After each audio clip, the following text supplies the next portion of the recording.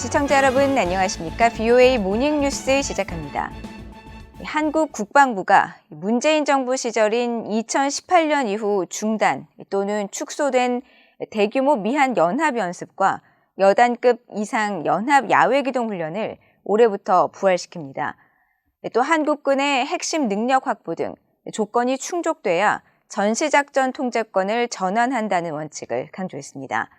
통일부는 북한의 비핵화를 위해 제시할 담대한 계획에 경제적 내용은 물론 북한 안보를 포함하는 종합적 차원의 조치를 마련하기로 했습니다. 첫 소식 박동정 기자가 보도합니다. 윤석열 한국 대통령은 22일 서울 대통령실 청사에서 이종섭 국방부 장관의 첫 업무 보고를 받는 자리에서 북핵 위협 대응을 위해 미사일 방어 체계를 촘촘하고 효율적으로 구성하는 데 만전을 기해달라고 밝혔다고 대통령실이 밝혔습니다.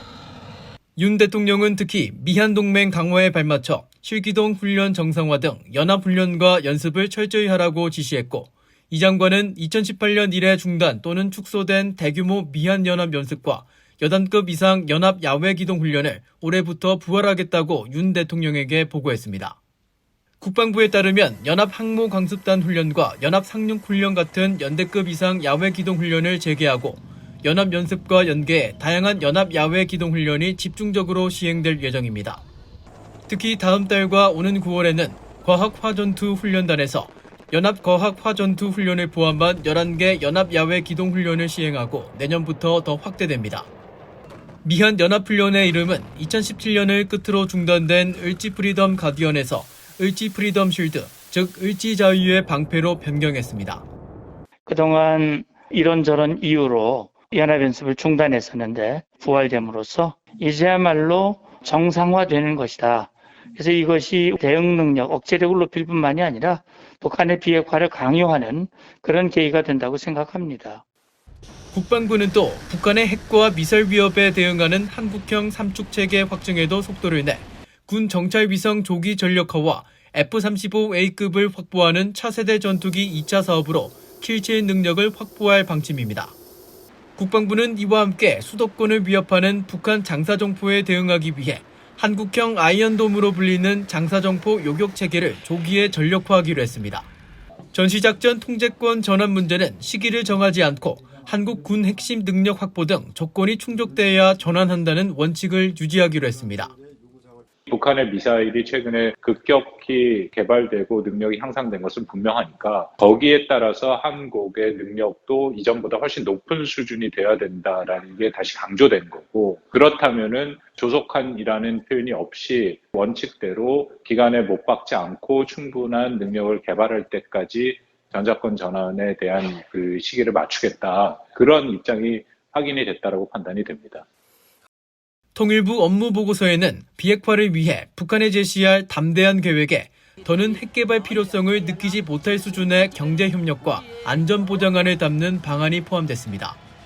권영세 통일부 장관은 업무보고 후 브리핑을 통해 담대한 계획 안에 북한이 제기한 안보 우려와 요구사항을 포함해 경제적 안보적 종합적 차원의 상호단계 조치를 포괄적으로 담는 방안을 보고했다고 밝혔습니다.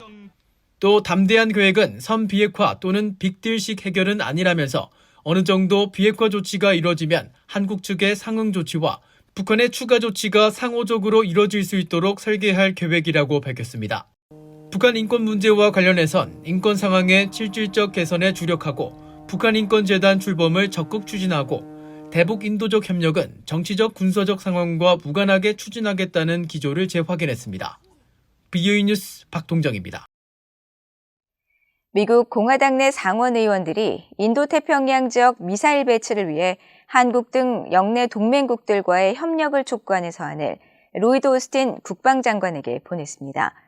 중국의 군사력 증대에 대응하는 영내 미군 시설에 지상발사 탄도미사일과 순항미사일을 영구적으로 배치해야 한다는 겁니다.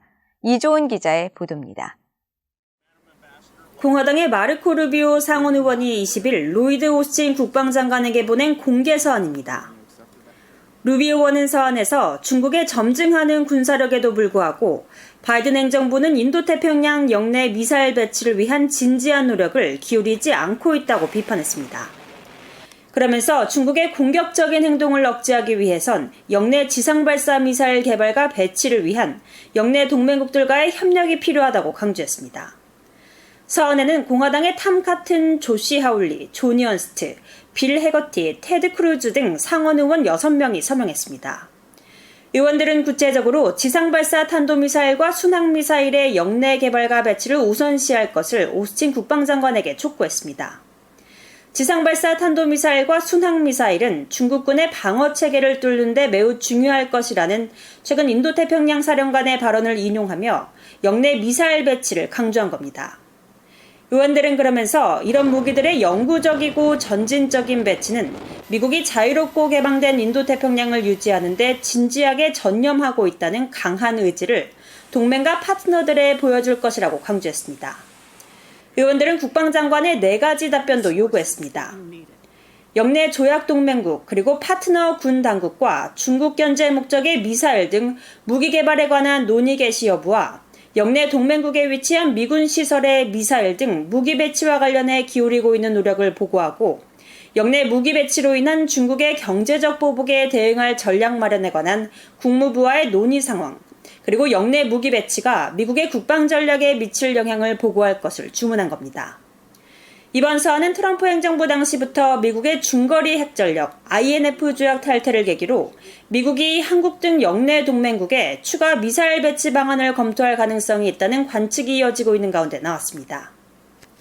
특히 이번 미국 의회의 영내 미사일 배치 촉구 서한은 한국의 윤석열 대통령이 대선 당시 사드 추가 배치 가능성을 시사했었고 일본 기시다 후미오 총리 역시 방위력 강화를 공언한 가운데 나온 것이어서 더 주목됩니다. VA 뉴스 이존입니다. 일본 방위성이 북한의 핵과 미사일 개발을 강력히 규탄하고 북한의 탄도미사일 발사에 대응하기 위한 미한일 3국 간 긴밀한 협력의 중요성을 강조했습니다. 일본 방위성 관계자는 20일 북한이 미한일 3국의 퍼시픽 드래건 연합훈련을 비난한 데 대한 BOA의 논평 요청에 북한의 핵과 미사일 개발은 일본과 국제사회의 평화와 안전을 위협하는 것이기 때문에 절대로 용납할 수 없다고 밝혔습니다. 이 관계자는 이어 지난달 미한일 국방장관 회담의 성과를 바탕으로 미한일 3국 간 연계를 심화시켜 나갈 것이라고 설명했습니다. 미국과 한국, 일본은 다음 달 초 미국 하와이 인근 해상에서 북한의 탄도미사일 발사 상황을 가정한 탐지 추적 훈련인 퍼시픽 드래건을 실시할 예정인 것으로 알려진 가운데 북한은 이 연합훈련에 대해 대북 침략 준비를 완성하기 위한 것이라고 주장하며 비난했습니다. 북한의 동창리 서해 위성발사장 현대화 움직임은 진전된 대륙간 탄도미사일 ICBM 기술을 확보하기 위한 것이라고 미국의 위성 전문가가 분석했습니다.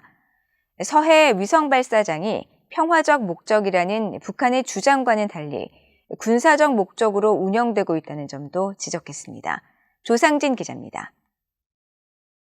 미국 항공우주국 나사에서 22년간 인공위성 전문가로 활동한 제임스 오버그 박사는 21일 VOA에 북한 동창리 서해 위성발사장이 북한의 주장과 다르게 운용되고 있다고 지적했습니다. 2012년 4월 평안북도 철산군 동창리 발사장 현장에서 북한이 인공위성이라고 주장했던 광명성 3호를 직접 면밀히 검토했었던 오버그 박사는 북한이 평소 순수 연구 목적의 평화적 위성 발사를 위한 시설이라고 주장하는 서해 위성 발사장이 실제로는 군사적 목적을 위해 운용되고 있다는 증거를 다수 확인했다고 밝혔습니다. 오버그 박사는 그 증거로 서해 위성 발사장은 남쪽 극궤도로 로켓을 발사할 수 있는 시설을 갖추고 있으며 ICBM의 대기권 재진입체 기술에 사용되는 방열판을 시험하기 위한 대형 로켓 엔진 시험대도 갖춘 것을 확인했다고 말했습니다. 또 지난 2017년 서해 위성 발사 시설 분석을 통해 기지 활동을 숨기려는 북한의 스텔스 기능 추가 노력을 파악했다면서 이런 행위는 위성 발사가 전적으로 평화적 목적을 위한 것이라는 북한의 주장과 배치된다고 지적했습니다. 오버그 박사는 그러면서 동창리 서해 위성 발사장에서 최근 시설 현대화를 위한 건설 공사가 진행 중이라는 전략국제문제연구소 CSIS 위성사진 분석에 대해 ICBM 개발과 진전을 위한 것으로 보인다고 말했습니다. 건설공사 정황이 포착된 시설은 로켓 엔진을 시험하기 위한 곳으로 과거 ICBM 재진입체 방열판 시험에 사용된 구조물이라고 지적하고 북한은 그동안 평화적 목적의 위성 발사를 주장하면서 단 한 장의 증거 사진이나 궤도 변경을 보여준 적이 없었다면서 북한의 건설 활동은 군사적 진전을 위한 목적이라고 확신했습니다. 오버그 박사는 또 올해 초 김정은 위원장이 직접 서해 위성 발사 시설을 방문해 현대화와 확장 등을 지시한 것에 주목하면서 북한이 김 위원장의 지시에 따라 현대화를 완료할 경우 ICBM 기술 시험을 위한 진전된 인공위성 발사체를 가질 수 있으며 이는 미국에 큰 위협이 될 것이라고 우려했습니다. 그러면서 북한이 이를 통해 서해 위성 발사장에서 남극적으로 발사할 수 있는 향상된 로켓 기술을 확보할 경우 대부분 서해 쪽으로 발사되는 상황을 가정해 구성된 미국의 미사일 방어망을 무력화시킬 것이라고 지적했습니다. 앞서 미국의 민간 연구단체인 전략국제문제연구소 CSIS는 20일 민간 위성사진 분석을 통해 북한 서해 위성 발사장에서 건설 공사가 활발히 진행되고 있다고 전했습니다. 특히 이 같은 건설과 확장 움직임은 김 위원장이 올해 3월 서해 위성 발사장을 시찰하고 현대화 개발 목표를 공개한 이후 4개월 만에 이루어진 것으로 완공되면 보다 정교한 위성 발사체를 발사할 수 있는 포괄적인 시설이 될 것이라고 평가했습니다. BOA 뉴스 조상진입니다. 빅토리아 눌런드 국무부 정무 담당 차관이 한국, 일본 등 아시아 국가들을 방문해 영내 안보 정세와 북한 문제 등을 논의할 예정입니다. 국무부는 22일 보도자료를 통해 눌런드 차관이 오는 25일부터 28일까지 일본과 한국을 방문해 경제 안보와 식량 안보, 러시아의 우크라이나 침공에 따른 안보 문제 등을 논의할 것이라고 밝혔습니다. 눌런드 차관은 특히 이번 방문에서 북한이 제기하는 영내 안정에 대한 위협 등 지역적이고 세계적인 문제들을 조율하기 위해 해당국 외교부를 비롯한 정부 기관들의 당국자들과 회담할 것이라고 강조했습니다. 미국 공화당의 영김 하원 의원은 탈북어민 강제 북송 사건에 대한 철저한 조사와 책임 추궁을 촉구했습니다. 영김 의원은 21일 BOA에 한국 관리들이 2명의 탈북 북한 어민을 강제 송환하는 모습을 보여준 사진은 매우 심란하게 한다면서 이같이 촉구하고 북한 주민들은 고문과 감금, 강제 노동, 기아 등 심각한 인권 유린의 대상이 되고 있다고 지적했습니다.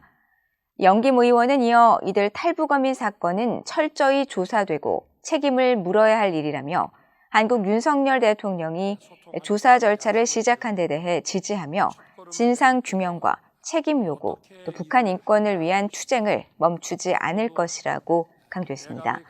앞서 미국 의회 내 초당적 기구인 톰 렌토스 인권위원회를 이끄는 공화당의 크리스 스미스 하원 의원도 BOA에 탈북어민의 강제 북송 사진에 충격과 경악을 금치 못한다고 밝히고 문재인 전임 정부가 북한 정권의 잔혹 행위에 가담한 것이라고 강하게 비판한 바 있습니다.